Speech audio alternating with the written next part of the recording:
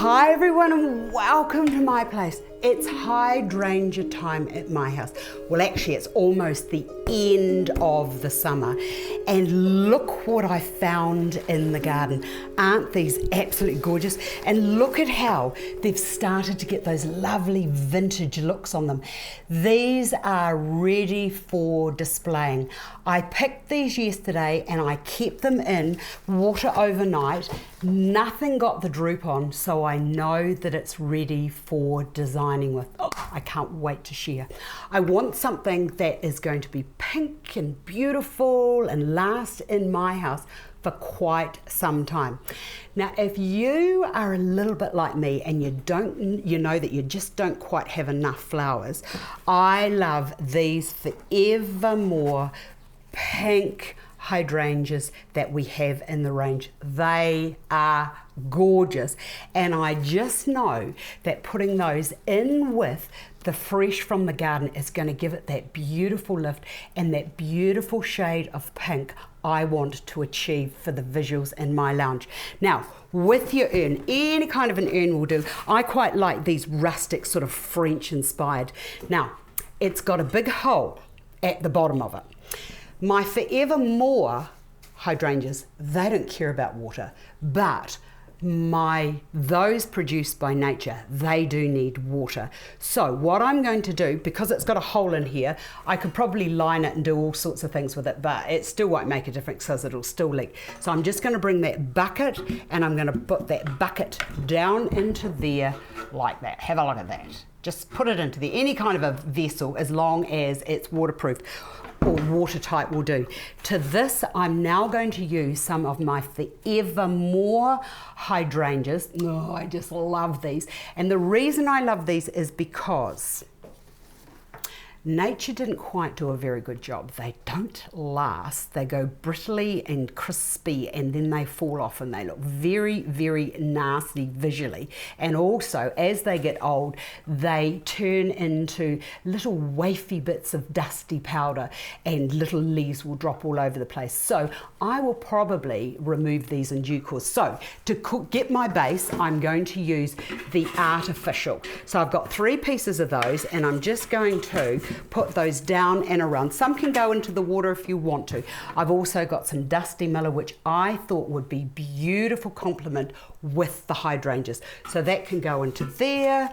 Bring another piece across over to there, and that can go into there. So I've just put those with equal distance or thereabouts around the outside. There's a wee bit more over that side, but look, I'll just move that around like that. That won't matter. In fact, I've got one more piece, might as well use it now. It's going to wait until the end, but now I'll put it in now. So once you've got that base structure, then you can start.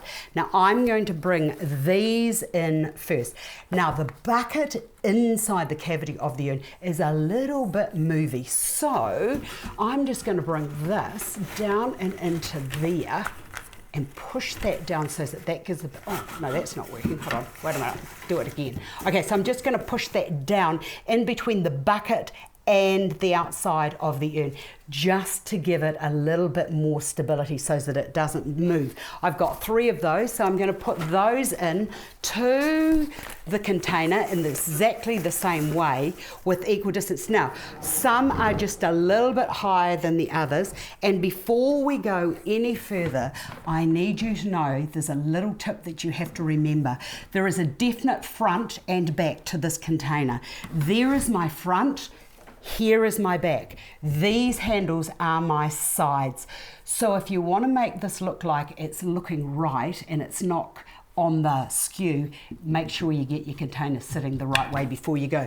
Okay, the next thing to happen is just bringing those up and into your arrangement. Don't forget to put water into that little container that's already in there, and it's just a matter of placing these.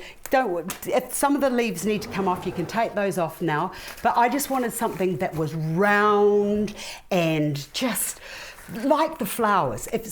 And often people will say to me, oh, I don't know how to use them, Astar.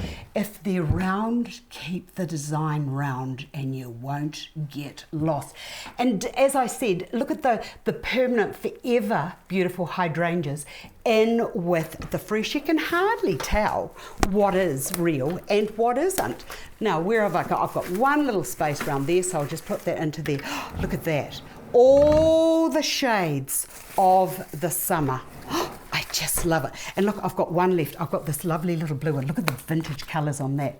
I think I might have to design some of these for the range because they are very, very beautiful.